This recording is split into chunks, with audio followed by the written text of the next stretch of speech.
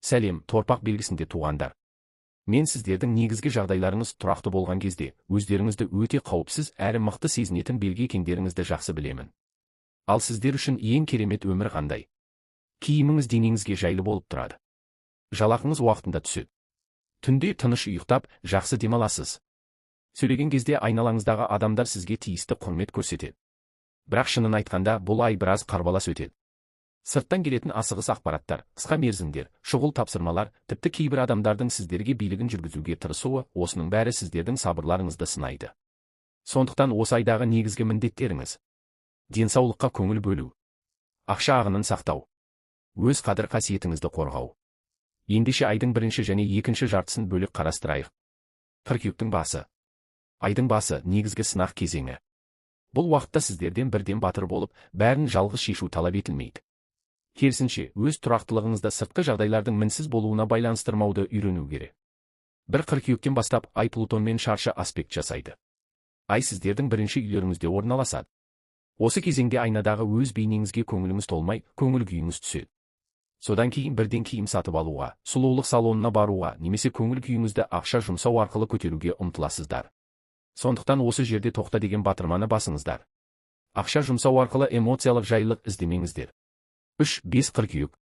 Бұл айдағы ең белсенді әрі пайдалы кезеңдердің бірі. Осы уақытта Меркурий мен Марс арасында қолайлы аспект қалыптасады.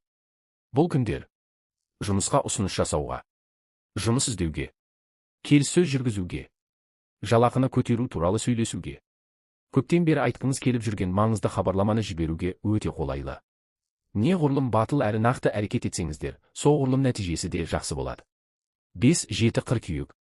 Бұл кезеңде 3-ші үйдегі Марс 12-ші үйдегі Сатурнмен шаршы аспект жасайды. Хабарламаларда немесе байланыс қосымшаларында біреумен ашуға беріліп сөйлесіп қалмаңыздар. Бұл уақытта ашу өте жоғары болады. Сондықтан мағынасы сөз таластар мен ішкі шаршауға жол бермеңіздер. Жолға шыққанда да кемінде 15 минуттық қосымша уақыт қалдырыңыздар.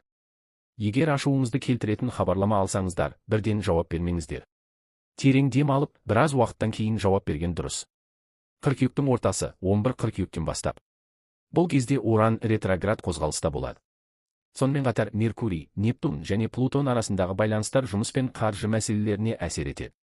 Бұған дейін сіздерге түсініксіз болып келген жұмыс немесе қаржылық мәселелерді енді өздеріңіз тексеріп, нақтылап алуыңыздар керек. Шындық біртіндеп ашылады. Көптеген жасырын детальдар анықталады. Сондықтан есте сақтайтын ең маңызды ереже: маңызды шарттардың барлығы ақ қағазға түсірілгенде ғана күшіне енеді. Ауызша келісімге ғана сенбеңіздер. Қарым-қатынас пен техника. Қыркүйектің ортасында Венера Саршаянға, Меркурий Таразыға өтеді, ал Уран ретроград қозғалысын жалғастырады. Сондықтан назар адамдармен қарым-қатынасқа, серіктестікке және махаббат мәселелеріне ауысады. Уран ретроград кезінде компьютер мен телефон сияқты құрылғылардың ақауларына ерекше мән беріңіздер. Күнделікті жоспарларыңызда күтпеген жерден өзгеріп кетеді. Сондықтан әр істің қосалқы жоспарын дайындап қойған дұрыс. Қыркүйектің екінші жартысы 18 қыркүйектен бастап. Уран ретроград қозғалыста тоқты белгісіне өтеді.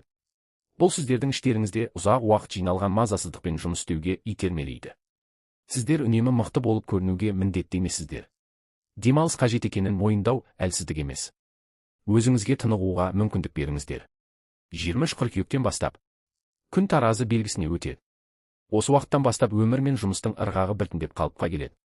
Бұл кезеңді күнделікті өмір салтыңызды реттеуге пайдаланыңыздар. Тамақтану тәртібін түзету, спортпен айналысу, ұйқы уақытын реттеу, күнделікті режимді қалыптастыру. Қыркүйектің соңы. 28 қыркүйектен бастап Марс Арыстан белгісіне өтеді. Ал 30 қыркүйек пен қазан айының басында Меркурий Саршаян белгісіне өтеді. Марс осы кезеңде сіздерге қосымша қуат береді. Сондықтан айдың соңына қарай әрекет етуге деген ынтаңыз, батылдығыңыз және өзіңізге деген сеніміңіз күшейеді. Өте қуатты энергия. Көптеген торпақтар үшін қыркүйек айында сөйлеу мәнері мен адамдардың ниетін сезу, жағдайды аңғару қабілеті айтарлықтай күшейеді. Әсіресе ай соңында маңызды әңгімелер жүргізіп, салмақты шешімдер қабылдауға қолайлы кезең келеді. Қысқаша айтқанда, қыркүйекті жақсы өткізгіңіз келсе, осы сөзді есте сақтаңыз. Бұл айдан бастап өз шекараңыз сән-салтанат емес. Ол ақшаңыз бен сезіміңізді арзанға бағалатпау үшін қажет соңғы қорғанысыңыз. Торпақтар өзгелерге ұнау үшін өз денсаулығы мен эмоциясын құрбан етуді тоқтатқан кезде, ешкім сіздің ақшаңызға да, сезіміңізге де өз қалауын жүргізе алмайды. Сондықтан торпақтар, осы қыркүйекте өз шекараларыңыз бен ұстанымдарыңызды берік қорғаңыздар. Бұл сабырлы әрі мықты күшіңізді көрсететін ең жақсы уақыт. Жаңа көрермендер, егер бұл контент ұнаса, арнама жазылуды, лайк басуды және қоңырау белгісін қосуды ұмытпаңыздар. Бұл видеоны торпақ белгісінде туған жақындарыңызбен бөлісіңіздер. Ал тұрақты көрермендеріме қолдауларыңыз бен назарларыңыз үшін үлкен рахмет. Қыркүйек айында қазыналарыңыз толып, өмірлеріңіз қуаныш пен тәтті сәттерге толсын. Барлық ісіңіз сәтті болсын. Келесі видеода кездескенше.